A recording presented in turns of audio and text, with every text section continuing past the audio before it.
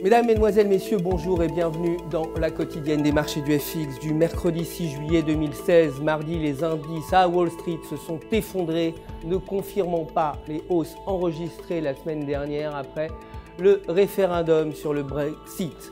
L'inquiétude concernant la viabilité des actions dans la zone euro et les rendements obligataires a freiné la progression des titres à Wall Street. Le Dow Jones a cédé 0,61% de sa valeur, le S&P 500 0,68% et le Nasdaq 0,82%.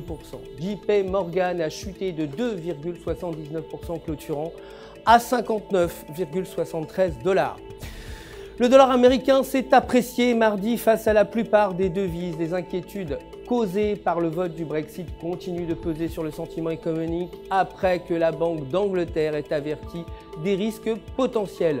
Aujourd'hui, l'indice PMI non manufacturier de l'ISM est attendu à 53,3 contre 52,9 précédemment, et plus tard dans la journée, une forte volatilité est attendue au moment de la publication du compte-rendu de la réunion du FOMC.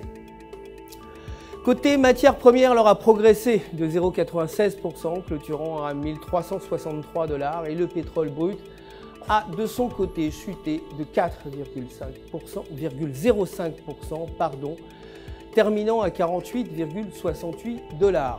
Côté devises, l'euro a chuté de 0,82% face au dollar, clôturant à 1,1064. Techniquement, selon le graphique de 1 heure, la paire s'échange sous la bande médiane de Bollinger avec un RSI inférieur à 0. Si ces conditions se maintiennent, la paire pourrait de nouveau chuter vers 1,1000 $. Toutefois, si elle franchit la bande médiane, la paire pourrait atteindre la bande supérieure à 1,1180 $. Aujourd'hui, Mario Draghi, président de la BCE, doit prononcer son discours.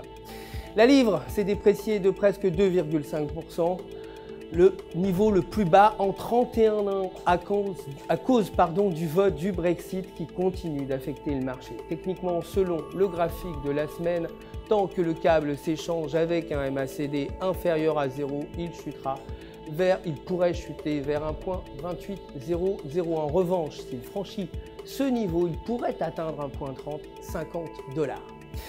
C'est tout pour aujourd'hui. Merci de nous avoir suivis. Je vous retrouverai demain matin pour la suite des actualités des marchés du FX.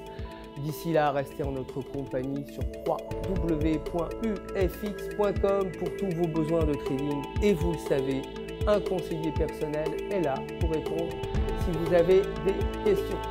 UFX se joint à moi pour vous souhaiter une excellente journée sur les marchés.